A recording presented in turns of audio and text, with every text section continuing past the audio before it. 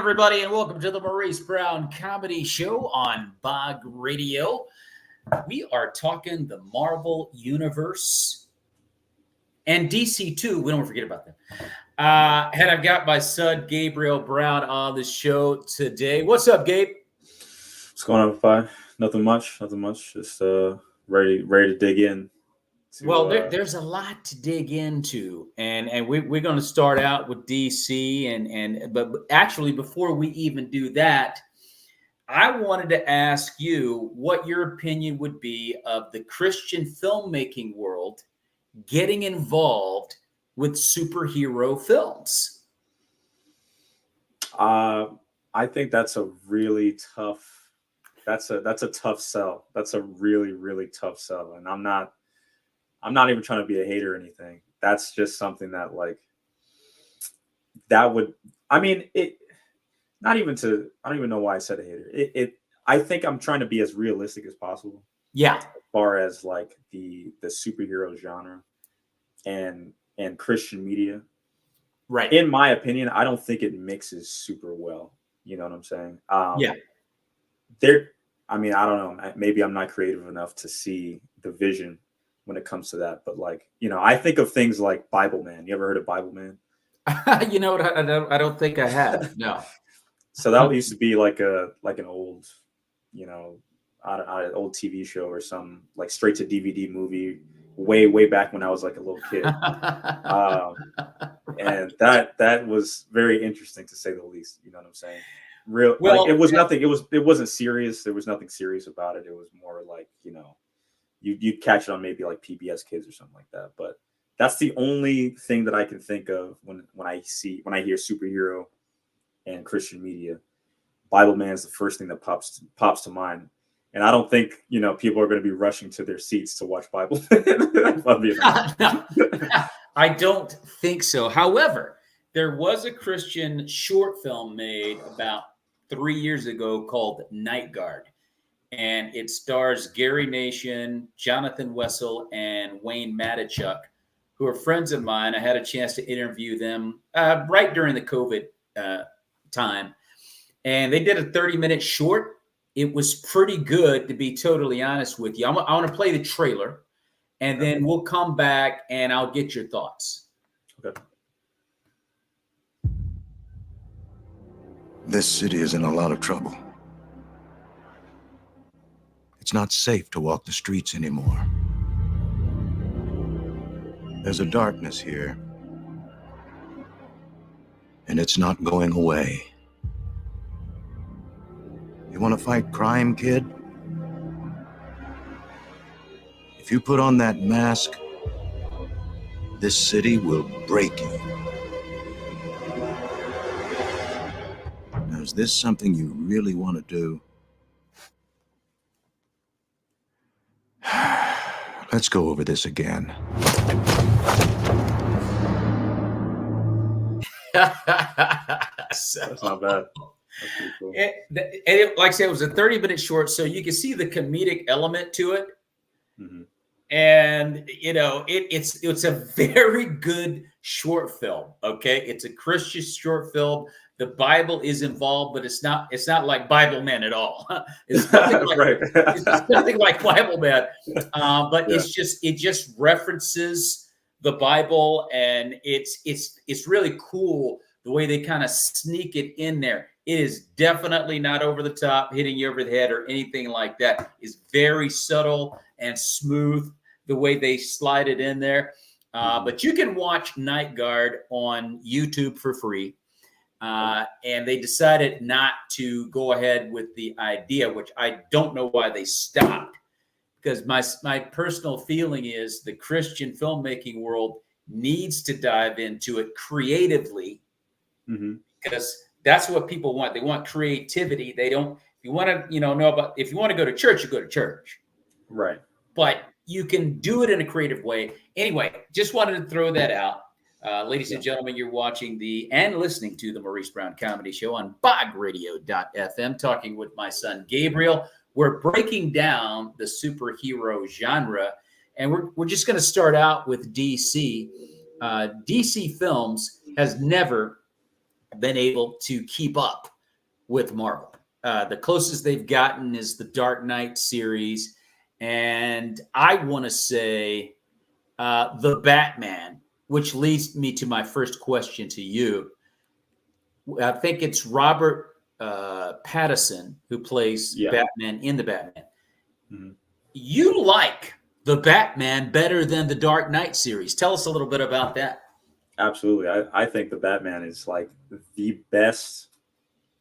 Like, I'm not going to say leagues beyond, because the Dark Nolan films are right there. So like, I'm not going to say that the Batman's miles ahead of any Batman film ever. Yeah. But I think that's the best depiction of the Batman on the big screen. Like, nothing. I mean, we talk about the Batman in the comics and the detective series, and what that looks like on the big screen. If you want to know what that looks like on the big screen, watch the Batman.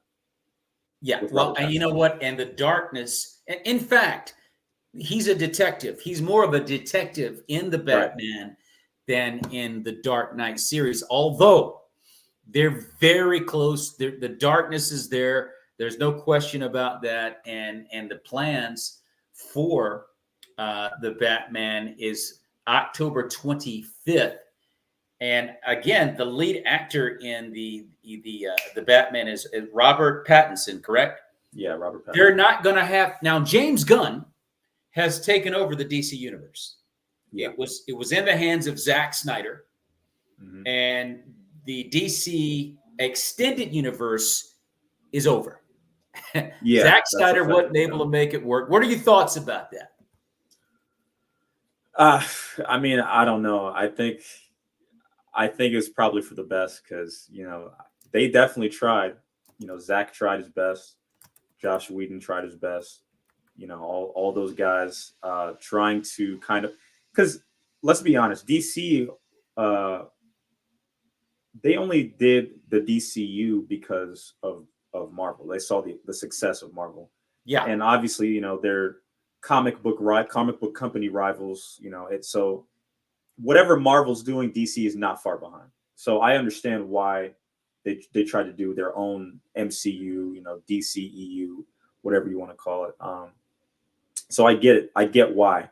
But I think because they were trying to catch the the popularity of the MCU at the time. Like, I mean, the MCU was on top of the world. Like, everybody was going to go watch these movies. And, if you know Marvel, you know DC. So obviously, it makes sense for them to make their own cinematic universe. But I think because it was so rushed and they were trying to catch that lightning in a bottle the same way the MCU did, it just fell so flat.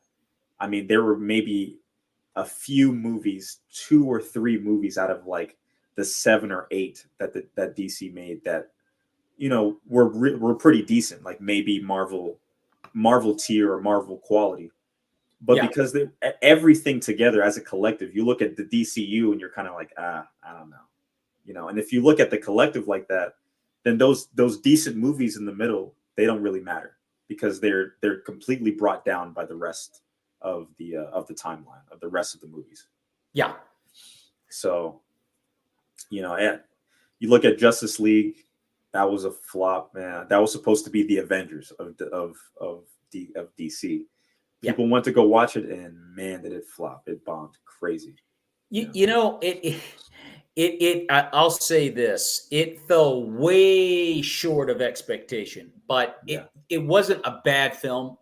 I don't think they did that poorly. As far as it being a flat out flop, it was very disappointing. But I thought that they had some legs there with JLA. I mean, I didn't think it was a terrible film. It wasn't like Green Lantern bad, where they had my man that was playing Deadpool now. I forget his Ryan name. Reynolds. Ryan Reynolds. But they fell way short of expectation. I mean, to your point, it was disappointing. And so now we've got James Gunn, who started the Marvel Guardians of the Galaxy franchise, which was wildly popular, which leads me to my next question. The fact that James Gunn is now the dude for DC, can he get them up there with Marvel? You know what? I think it's entirely possible. I think James Gunn is one of the most creative, like, filmmaking minds. Not just, I mean, he's a huge fan of comic books and he's a big nerd, but he's such a talented individual when it just comes to story, to writing characters and writing dialogue and all these different ideas. He has so many ideas that, like, I mean, he dipped his toe into DC before he was head of DC or head of the DCU with Suicide Squad. Right. That movie was fantastic. That was a fantastic movie. I mean, that was the second Suicide Squad to come out. You know, yeah. Since we're talking about Suicide Squad, the first go around, I don't even know what happened. But back on topic, yeah, I definitely think that James Gunn has the potential to I don't know. This might be a hot take or kind of a wild take, but I think James Gunn might. It's entirely possible that James Gunn will take DC and catapult it farther than the MCU ever has. Well, he's coming in and he's making some changes. Yeah. By the way, did you say he was associated with Suicide Squad? Yeah, he made the second Suicide Squad movie. Okay, wow. I didn't know that. James Gunn came under fire during the Guardians of the Galaxy iterations. I think it was like maybe after the first Guardians or the second. There were some issues on the set, and I think I don't think he was a part of Guardians Galaxy 2 and the third one because the members of the main cast were rebelling like, yo, if you don't bring James back, we're not back. And they did get him back for the third iteration. But that being said, the next film James Gunn working on is The Joker. And he's not going to bring Joaquin Phoenix back. That's coming out in 2024 called Folie à Deux. I'm not French, so whatever. Can you guys just put it in English? Anyway, that being said, yes. What are your thoughts on The Joker coming out this year? Well, first of all, Joaquin Phoenix is going to be in the. Is he? Okay, I thought they were going to switch him out. Okay. Yeah, well, I understand why you thought that. They're doing a lot of switching out like the actors, because Robert Pattinson is not going to be a part of James Gunn's DCU, which is crazy. I don't get that. I kind of want to see I want to see what happens. I think that the Batman as a standalone franchise, with Robert Pattinson, kind of focusing on Gotham, because like we were just talking about how, the Batman is a great depiction of the Detective Comics version of the Batman. Yes. That's a very isolated story. It's very intimate with Gotham City, with Batman's rogues gallery, the Joker, Clayface, Harley Quinn, all those guys, very intimate, and it stays in Gotham City. That's where Batman does his best work. That's where he lives. That's his playground in Gotham City. Yes. So I think that's I like the idea of having that Batman story isolated in its own universe. And then James Gunn having, his own version of the Batman or whatever the case, because I mean, he's got Superman, he's got his first film is Superman, the new Superman film. I think Superman Legacy, I think is what it's called. Yeah, Superman Legacy. So, I mean, he's got a bunch of other films he's working on. So that's supposed to be the MCU's equivalent. That's supposed to be like the Avengers. Everybody's coming together. That's supposed to be that. He's trying to recreate that with DC. But having Robert Pattinson kind of lead his own universe in Gotham City and just him doing his thing, I feel like that's awesome. Just watching Batman do his thing in Gotham City, I feel like it will be, I feel like any DC fan, let alone Batman fan, will love that. Just having a very isolated story with Robert Pattinson as the Batman. Yeah, listen. I thought Robert Pattinson was great, and I'm James Gunn is coming in and he's kind of moving some pieces around. As you mentioned, Superman. Henry Cavill will not be back in Yeah. Superman Legacy, and that's coming out in 2025. What do you think about the switch out there? I mean, it's unfortunate. I liked Henry Cavill as Superman. He was a very divisive, I guess, choice when he was first announced. Yeah. Especially when I guess Man of Steel. Yeah, that's what it was called. Man of Steel came out. People were on the fence with Man of Steel. Again, I really like Man of Steel. I like that movie. I liked his version of Superman a lot. I can understand why people didn't really vibe with it because, I'm not a Superman head. I've never really read Superman comics like that. He's not like one of my favorite superheroes or anything. Yeah. So maybe that's why, I have a particular opinion about Henry Cavill. But apparently James Gunn is really trying to kind of recreate Superman from the comics onto the big screen, kind of like how Matt Reeves did, Batman with Robert Pattinson.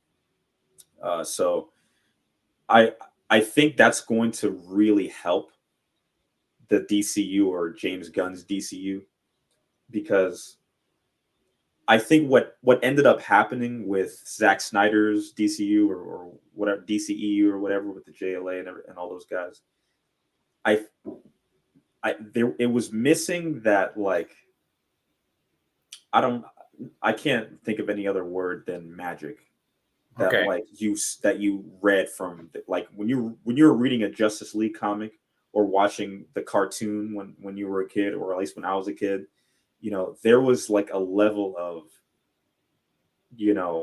I wouldn't say seriousness, but it was a level of, awe and wonder at all of these characters and what they could all do, and yeah, like the Flash. I like the Flash. Like, he's like one of my favorite superheroes as far as DC is concerned. The Flash in the DCEU, I couldn't get behind it. Like Ezra Miller's, and despite what Ezra Miller did on his, when he wasn't acting, that's a different story. I'm just talking about his depiction of the Flash. I just didn't really vibe with it. You know what I'm saying? Like, that wasn't something that I really cared for. Yeah. And I think what James Gunn is trying to do is he's trying to kind of recreate why you liked DC, like why you would read DC comics over Marvel. Yeah. He's trying to recreate that. Like, there are plenty of people that like DC over Marvel, and he's trying to give you a reason with this new DCU to pick DC over Marvel. And I think that's a fantastic idea. That's a real rivalry. That's like real competition. I'd like to see a better rivalry. I think DC has always been a good read, and I think Zack Snyder just hadn't done him justice, pardon the pun, but for whatever reason, I mean, he kind of like took away from a lot of the reasons why you would like DC. DC, in my opinion, is not, and nor has it ever been, on Marvel's level. But it's a good comic book series. And as you accurately stated, there are DC people out there that like that better than Marvel. Right. They're weird, but they like, I'm just kidding. But they like that. They like DC better than Marvel. And there's nothing wrong with that because it's a good read. But you look at DC and you go, all right, they can do better. It's just like JLA. I was talking about Justice League earlier, and it was disappointing. As you said, you thought personally it was a flop. Now, there will be no JLA 2. There will be no JLA trilogy, according to Zack Snyder. Now, with James Gunn coming into DC, what do you think the possibilities are of JLA being, rebooted? Extremely high. I mean, the JLA is their answer to the Avengers. Yes, without a doubt.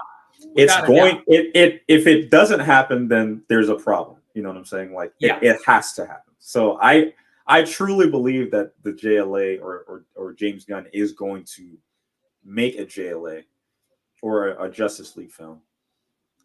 because having this interconnect, because the plan is to have it all interconnected, obviously, with Wonder Woman and Flash and all of these characters. So obviously it would make the most sense for them to go ahead and plan to lead up to a Justice League film. And I'm just gonna go ahead and assume that that's what's gonna happen, because that, like, again, that's just what makes the most sense. And listen, go ahead. No, go ahead. They are the answer to the Avengers. Yeah, I mean, there's huge potential with JLA, and Zack Snyder just fell on his face. Yeah, he just did, for whatever reason. I don't know why. Maybe he was trying to give it different spins, add something there that wasn't there before, and think it was would be better. I don't know what it is. Batman versus Superman is a great example of a film that was highly anticipated. I was ready for that one. It greatly disappointed. Batman versus Superman arguably had more hype than the actual Justice League film that was coming out. It did. It absolutely did. And he missed. And I think part of the reason is that, it's got a lot to do, not a lot, some to do with casting. Because I didn't like Ben Affleck necessarily as the Batman. He wasn't terrible, but I just thought that they could have done a better job with that casting. But that being said, we got coming out in 2026 Supergirl. What are your thoughts about the potentialities of this film? Well, Supergirl has never, again, this is just my personal feeling and just what I grew up with.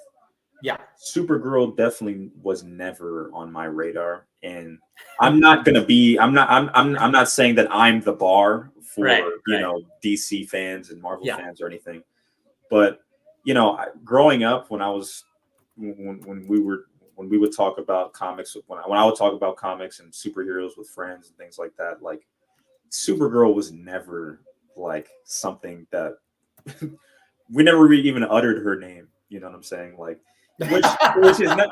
which is not a dig necessarily, because like that's not a superhero that appeals to me personally, right? But I know that there are a lot of people that really enjoy Supergirl, enjoy the Kryptonian lore as a whole, that just like, again, love the character or love that character. So I think it has a potential. And I think Guardians of the Galaxy is a perfect example, right? That was on no one's radar. Guardians of the Galaxy was on nobody's radar. No one talked about Star-Lord. Oh yeah, that's true. Yeah. Groot or Drax. Who are those characters? Like even growing up, like who in the world are these characters? Who are they exactly? Yeah. And they, James Gunn came out with Guardians of the Galaxy, the first one, and it destroyed. It absolutely destroyed. James Gunn is the head of the DCU now, and Supergirl is another one of those cases. Not necessarily like who is Supergirl, but just not as popular as other characters, because you got to think Captain America wasn't as popular, Iron Man wasn't as popular, and look where they are now. Yeah. So that has a great Supergirl has great potential to be on one of those on that level of like, oh, no one talked about her before, but her movie completely changed everyone's perspective. So that's completely possible. So Supergirl is kind of the extension of Wonder Woman. I think Wonder Woman had more legs than Supergirl does. But that being said, that's coming out in 2026. Now, let's move to the Black Adam with Dwayne Johnson, because a lot of people thought, whoa, we got to Rock and so forth. And as of right now, there are no plans for a sequel to Black Adam. It flopped. And what are your thoughts on why that film did not succeed? I think it had everything to do with Dwayne "The Rock" Johnson, if I'm going to be honest. What? Really? Yeah. If we're gonna point a finger at anybody, I think it's gonna be at that guy. Oh my God! Black Adam himself. Why do you feel that way? Well, the thing is like I don't know the guy personally. I've never met him. Yeah. So like I'm not gonna go for his character or anything like that. But I think that, you know, he has a history of trying to be in control of everything that he's a part of. Okay. So, you know, it's The Rock, right? Like, who's gonna say no to The Rock? He's like one of the highest earning actors, like, right now, like, period. You know, No what I'm saying? doubt. Like, No doubt about it. anything that has his name attached to it's gonna print money. So that's no debate. That being said, you know, when everyone kind of is clamoring to have him as The Rock, this is even before. I mean, sorry, to have him as a Black Adam. This is before, like, he even knew he was going to be Black Adam. This was before a Black Adam movie was even considered. Fans themselves were just like, wow, The Rock is the perfect Black Adam. And even I was part of that group where it was like, yeah, The Rock fits the bill 100%. Like, yeah, that's him. He's Black Adam for sure. Like, if there was anyone to play that character, it's him. Yes. So it's almost like the fans cast him before Hollywood did. And great point. When Hollywood was like, okay, yeah, that makes sense. The Rock as Black Adam, absolutely, that makes perfect sense. They went through and they got him on board or whatever. As soon as The Rock is on contract for something, he's gotta have his input. He's kind of like who's the actor that played the Incredible Hulk? Edward Norton. He's kind of like Edward Norton in the Incredible Hulk, where there were a lot of problems getting him to do his lines, and like he was changing scenes. Oh, really? I did not know that. Wow. Oh, Edward Norton, according to the filmmakers, there was a nightmare where he was just constantly wow. rewriting his scenes, and he would rewrite, like, I mean, entire scenes he would rewrite. And wow. would be like, hey, this is what we're gonna do today, instead of the original script. So The Rock is kind of similar in that way, where, you know, he needs to be depicted this way, and he needs to do this, and he can't be punched more than 4 times or whatever the case. Like, I don't know if you ever heard of the contract between him and Vin Diesel. No. So when he first entered the Fast and Furious franchise, Vin Diesel and The Rock both had a contract where they couldn't lose. In like, their characters that could not lose in the movie, and they couldn't get punched or like land on their back, or whatever the case, like however many times. So it was just like it was insane. Like, he didn't want to be depicted as like weak or losing or anything like that. So that was way back when he was in the Fast and Furious franchise.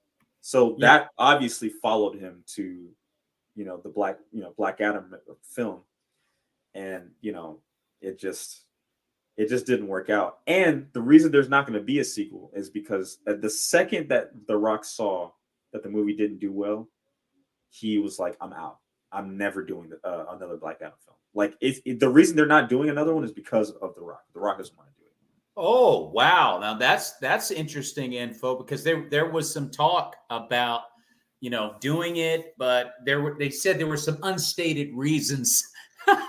Yeah, no, he was just like, going to do the sequel. I'm done. I'm good. Like, we lost money. That's great. I'm never doing this again. This is I'm going to wipe this from my my backlog of things that I've done. Well, what's surprising, because he's sounding like a diva, and I'm thinking to myself, whoa, you would never figure that Dwayne Johnson would be that kind of guy, that guy. But it sounded like that's exactly what the deal is. We're going to move on to the next film. There was a Cyborg movie in the works with Zack Snyder. That's not going to happen. It's not being planned. There were apparently issues between the actor Ray Fisher, who played Cyborg, and director Josh Whedon. They didn't say what it was. No one's divulged what was happening on set. But Ray Fisher was a great Cyborg. And the feeling was, if they could have gotten him back, they may have done another JLA under Zack Snyder's watch. Your opinion of that? Yeah, I mean, it was just real unfortunate what happened to Ray Fisher, because there was just a lot of, I mean, the way that he described it just seemed like he was getting the short end of the stick all the time on set. You know, Josh Whedon, I don't know all the details, but Ray was saying that Josh was, you know, kind of the head guy when it came to his misfortune on set. You know what I'm saying? So, you know, he said it had to do with race. That could be one of the factors. You know, like race is always going to be divisive in any industry that you're in. So it's definitely not out of the question that actually happened. So, and I don't blame him for leaving. I don't. If everything that he was saying is true, then I have no qualms with him leaving, because that's not something that anybody deserves to go through, especially when you're attached to like a big franchise like DC, and you're one of the heavy hitters for the Justice League. I mean, that's a completely unfair and uncalled for to kind of go through when you know you're supposed to be Cyborg. You know what I'm saying? Listen, dude, I'm going to say this now. Ray Fisher is an African-American actor, and we don't know what happened behind the scenes, but he was very upset with Josh Whedon, as you said, about what was happening on set. I think is being disregarded, overlooked. I don't know. There's some disrespect apparently going on there. And you hate to see something like that. The feeling is he was so good as Cyborg, they don't know that they could just plug somebody else in there. He was really good as Cyborg, but I mean, it's all about getting the right actor for these characters, because you look at Robert Downey Jr., he made Iron Man. Chris Evans, he made Captain America. Anthony Mackie, he makes Falcon. Okay.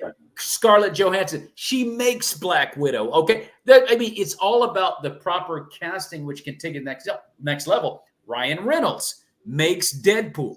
Okay. There is no doubt about that. Ryan Reynolds dominates as Deadpool. So getting back to Cyborg, they feel like, man, we don't know if we can replace him. And that would be on Josh Whedon. I guess the question now is, can James Gunn lure Fisher back into the free? I guess if anybody could possibly do it, it would be James Gunn. And if it comes down to it, it may means, okay, Fisher in, Josh Whedon out. Yeah. I mean, you know, have to be if Ray's coming back, Josh has got to go. You know, so. Yeah, there's no questions about that. Now, I want to ask you about the Aquaman iteration. DC has decided they're not going to continue with the Aquaman iteration, as it has no further plans to continue. Again, the end of Zack Snyder's run. Is DC smart to just stop with Aquaman? I think so. I think that a restart is definitely in order. If they decide to bring Aquaman back, I don't think continuing the current Aquaman story would be wise. You know, the first and second Aquaman films didn't make any waves, pardon the pun. You know, it didn't really do much. Aquaman, in my opinion, Aquaman 1 was a lot better than 2. Yes, it was. I don't think that's going to be, I don't know. I think that franchise is dead in the water, pardon the pun, one more time. Yeah. But that's it. I think that's it. I don't think that's going to be something that is going to really change the fate of DC, of the DCU, you know? So it's, again, my opinion, but I don't really care for the character. And, you know, I don't think that it's going to really do much of anything for the DCU to continue that story. So what do you think of the actor Jason Momoa? Do you think maybe he's the issue?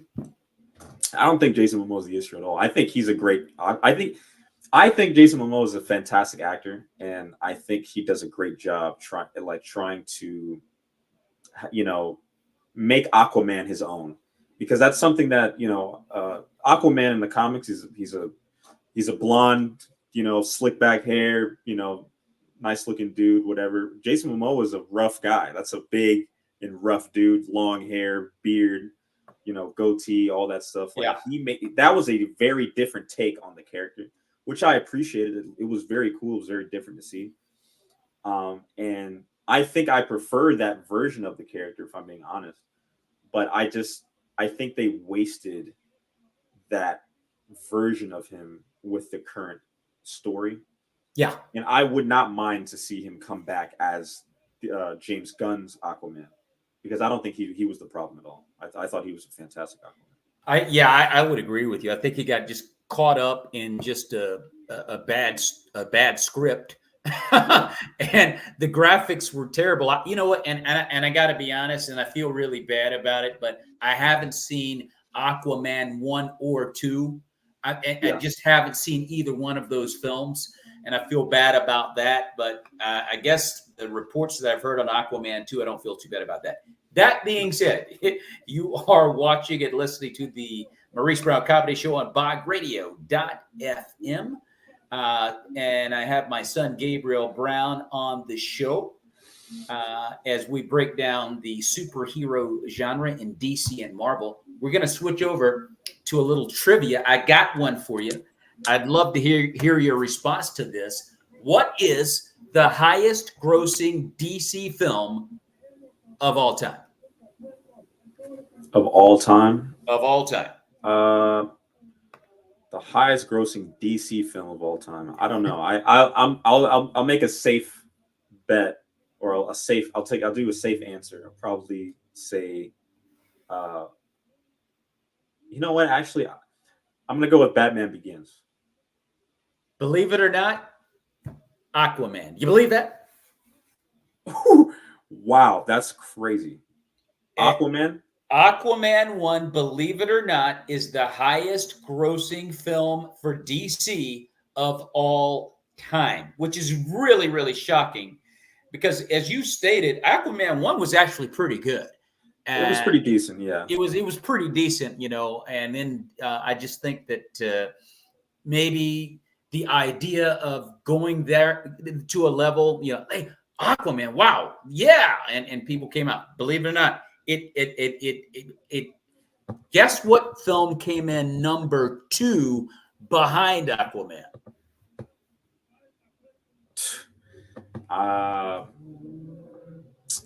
Let's say, man, let's say Justice League. Let's lock that in. No, it was Dark Knight Rises. It was Dark Knight Rises. Dark Knight Rises. And then coming in at number 3, I feel like this is really a shocker. Want to take a guess? Wonder Woman. The Joker. Oh, yeah, okay. Yeah, I can definitely see that. I can definitely see the Joker. And that's another film that I did not see as well. And that was there's only been 2 actors in any superhero film, DC or Marvel, that has won an Oscar, one of which was Heath Ledger, and the other Joaquin Phoenix for his role in the Joker. Yeah. And I did not think that a super villain film could dominate the way, and you know, Joker just killed it. Yeah. And it was a dark drama. It wasn't a lot of action in that film. No, it was almost a case study in mental health. You know, that's what that film was. That was a dark, that was a very dark mirror to the real problems of like mental health. You know, and that's, I can understand. I can easily see why that would be number 3. The Joker made a splash when it dropped a few years ago. It made a huge splash when it dropped. Yeah. So I can 100%. Only reason I say Wonder Woman for my guess was that I actually really liked Wonder Woman for the first one. Yeah, I thought it was a fantastic movie. So, well, you know, as you mentioned, Wonder Woman, she did. I mean, the film did make the top 10. It came in at number 6. Okay. And then at the number and at the number 4 spot, it was Dark Knight, the second iteration of the Batman Dark Knight series. And then coming in at number 5, you may be surprised at this one as well. You care to take a shot at it? Number 5, Man of Steel. Not the Man of Steel, Batman versus Superman. And as you said, the hype was crazy. Yeah, the hype was crazy. It was palpable, like how hype it was leading up to the release. It was sky high, and they just set it up so well, and it was so disappointing because it didn't come close to the hype. No. And I think Henry Cavill was Superman in that film as well. But that being said, it didn't work. You'd be surprised. Well, you probably would be surprised because you spoke very highly of this film. But at number 8 was Suicide Squad. With James Gunn? With James Gunn, yes. Yeah. Okay. And then coming in at number 9 was Man of Steel. And to round out the top 10, it was Justice League. Wow, coming at number 10. See, that's what I was talking about, where the Justice League, it was supposed to be the Justice. I mean, if they did the DCU right, the Justice League was supposed to be number 1, bar none, like not even close. Like the Justice League was supposed to be at the very top of that, and that's how you know that that's how you know they messed up with that with the DCU. Well, listen, as you accurately stated, it's supposed to rival the Avengers. All right, let's just be real about that. Mm-hmm. And it had everything set up to really take a run at the Avengers, but they had everybody, man. You thought they were going to do it, and they didn't. They fell way short. I feel like James Gunn can revitalize it. I think so too. What he did with Suicide Squad and the Guardians of the Galaxy, I mean, that's proof enough that he can make these things, this stuff work. So, and these are well-known characters too. This is not some characters that no one knows and he had to make them popular. Like, they're already good. Yeah. So half the work is already done. So I believe that he can do it. I really do. If we switched over to Marvel, and we haven't really dove into the Marvel films yet, which we'll get into in just a moment, but if you really looked at the top 10 Marvel films of all time, I don't think we can, we have to pause very long to think of what was number 1. No, the number 1 is absolutely, and there it is. Like for everyone watching, there's your answer right there. And the thing is, what's crazy is that you can ask any nerd, Marvel fan, DC fan, you can ask anybody. Yeah. Like where they were, like what their theater sounded like. Yeah. That you can ask anybody, and they'll have like a giant smile from ear to ear, just reminiscing like what that moment felt like, what those moments felt like to watch that film in theaters. That was one of the craziest times to be alive as a human being in the world, because people all over the world were going crazy. Gabe, let me tell you right now, it wasn't. You're 100% correct. That was the highest grossing film of any film of all time. Yeah. Any film. Not and I always said it. We talked about it when you were growing up. It is going to beat not only the Titanic, but what was the one that everybody thought was unbeatable? Oh, Avatar. It beat it. It beat Avatar. And they even tried to re-release it so that Avatar could stay at number 1. Endgame still could do it. Dude, still beat it. Could not do it. Could not. That is how awesome the Marvel franchise is. And they were talking about doing the possibility of doing an Iron Man 4 and maybe bringing Robert Downey Jr. Back into the fray somehow, because I think in 2026, the Avengers, they're going to do the Avengers 5. I think they're calling it the Avengers 5. Yeah. In 2026. So they're trying to figure out how they're going to cast that. And I think they've got a film called Ironheart which is supposed to be like a makeshift of Iron Man. I don't know. But they have not decided to just keep Robert Downey Jr. out of this. They still don't know. There may be a way to get him back. They're still trying to figure it out. So, I mean, Robert was recently, I don't know if it was an interview or he just made a statement or anything, something like that, or a tweet, but he said that he's surprisingly more open to being Iron Man again these past few weeks or these past few months. He's definitely, I mean, he's considering it himself. So if Robert Downey Jr. or if Tony Stark himself is talking about coming back, I think that's a no-brainer to kind of shoo him in. You know what I'm saying? I read an article and he said, Tony Stark is in my blood. So there you have it. There you have it. Dude, there it is right there. So, but at number 2, no surprise there either. It's Infinity Wars. Infinity Wars came in at number 2, top 10 for Marvel films of all time, which is not a shock. But if you go and look at number 3, take a guess.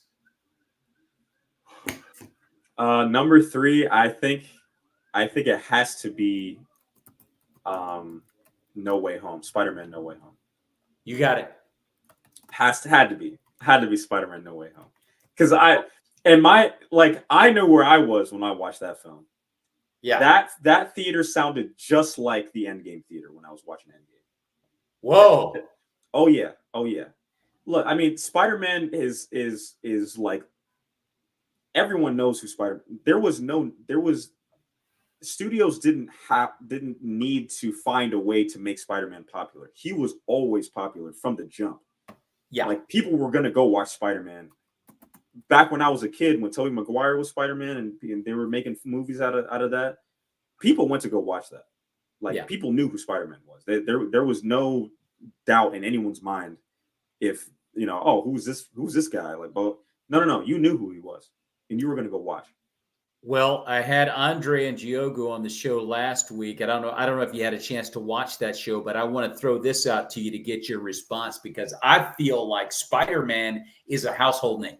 Like, everybody loves Spider-Man. Absolutely. Everybody loves Spider-Man. But what ended up happening was when they came out with Iron Man, which was a cult following. I'm going to say something here, and I'd love to hear your response.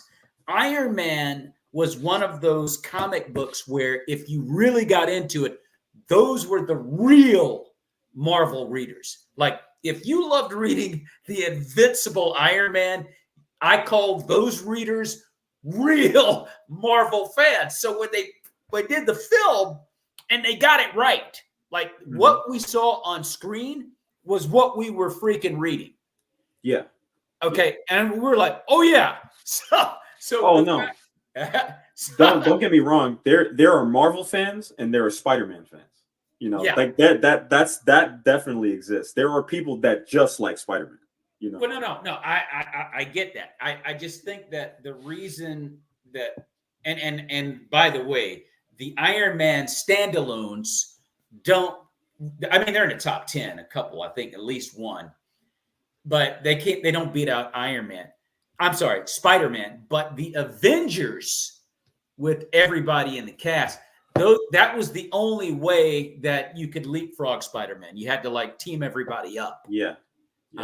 So I mean, to your point, I mean, everybody loves Spider-Man. And then number 4, it was the Avengers, which is not really a surprise, because that, again, to the point I was just trying to make, that coming together of dudes and dudettes was a great compilation. The first Avengers I hold it, the first Avengers, it's very close to my heart, because watching that for the first time, the Hulk and Iron Man, Captain America, Thor, Black Widow, Hawkeye, all those guys coming together, this is the definitive group up, the definitive team up, the Avengers, right here, main stage. You're watching it. It's happening. You see it. That's I mean, Endgame is Endgame. That's always going to be number one. That's top for it's number one for a reason. But the Avengers number one, I think that holds more value than any other film, just because it's like that's it. We got it finally, the first ever. You know what I'm saying? Which is why it's so disappointing that they couldn't get Justice League right. Right, exactly. Because it had that potential, you know. Mm-hmm. And then it was followed up by the Avengers: Age of Ultron, right after the Avengers. I think that came in at number 5. But you guess who came in at number 6? This one may or may not surprise you. It just may not be at the front of your thoughts if you don't guess it. But who do you think? Captain America: The Winter Soldier. Actually, Black Panther.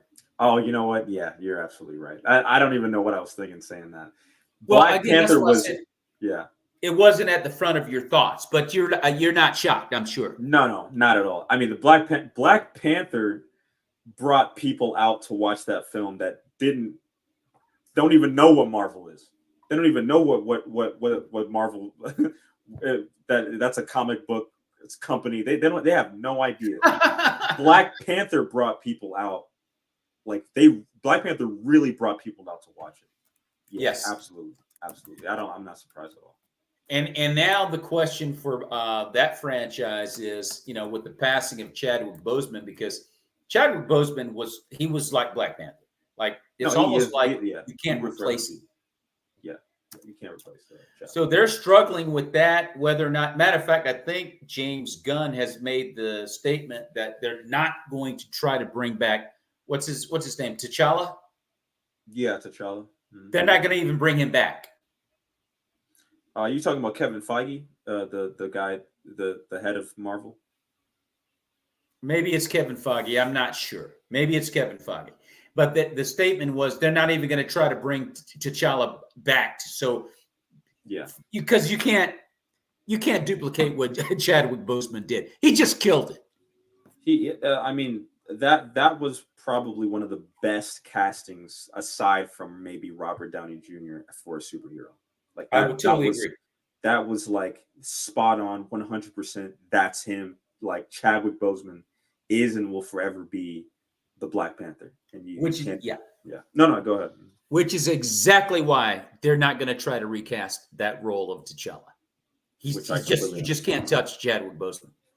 No. And then coming in at 7 is Iron Man 3, which I thought was kind of way down the list for Iron Man. But top 10. Top 10, that's not bad. I mean, at this point, when Iron Man 3 came out, the hype, the raw hype Iron Man had as a character was like probably its peak. So even if you didn't think Iron Man 3 was that good, which I thought it was decent. It's not my favorite Iron Man film, but it was definitely decent. Really pretty good. You know, because Iron Man's hype level was so high, people were going to go watch that movie. And sure enough, they did. So I'm not surprised about the placing of that. So coming in at number 8, Captain America: Civil War.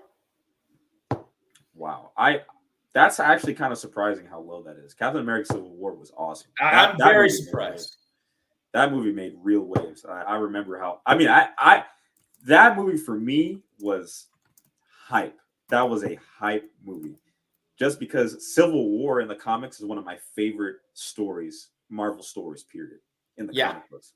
And to see that on the big screen, that was huge. That's what I think. Civil War was one of the biggest Marvel stories in the comics, period. One of. So to see that be adapted to the big screen, I'm surprised that it's not higher on the list. I'm very surprised as well. I bet you can guess number 9. I'm assuming it's Winter Soldier this time. Spider-Man: Far From Home. You know what? I just like Winter Soldier. Winter Soldier is like probably my favorite Marvel movie. That was a good film. I'm surprised it's way down there. I am. Well, yeah, I am too. I don't know, but I'm not surprised. I mean, Spider-Man: Far From Home. You know, it's Spider-Man. I mean, you're gonna watch.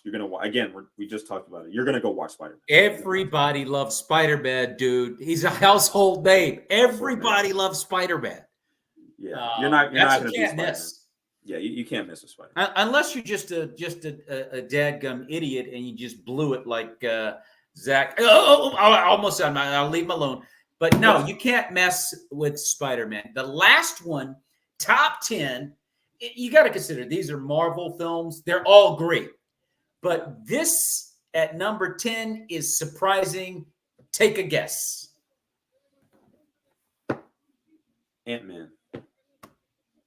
Captain Marvel. Got you. You know what? I'm not super surprised. I think Captain Marvel came out around the time that like Infinity War, and I think Captain Marvel came out in the middle of Infinity War and Endgame. So people didn't even care about the character, in my opinion. I don't think. They just wanted to see like, what is this movie going to tell us about Endgame? Like it was sandwiched in between the two. In between the big movies, the big ones. So any information that Marvel fans could get, they were going to go for it. So Captain Marvel provided that at least a little bit. So they were going to go watch it. I mean, and on top, like I said, that era, that time period where it was Infinity War and Endgame was like they were getting teased and it was slowly coming out and things like that. That little pocket of time was Marvel's absolute peak. Like they were on top of the world. They had like everyone in the palm of their hand. So anything that was coming out that was Marvel related, any movie that was coming out, people ate it up. People ate it up. Bad or good or bad. It didn't matter if it was a bad movie or a good one. People ate that up. They were going to go watch anything. And not saying that Captain Marvel was a bad film. I mean, it was a decent movie. But because it came out during that little pocket of time I was talking about, people were going to go watch it. People were 100% going to go watch that.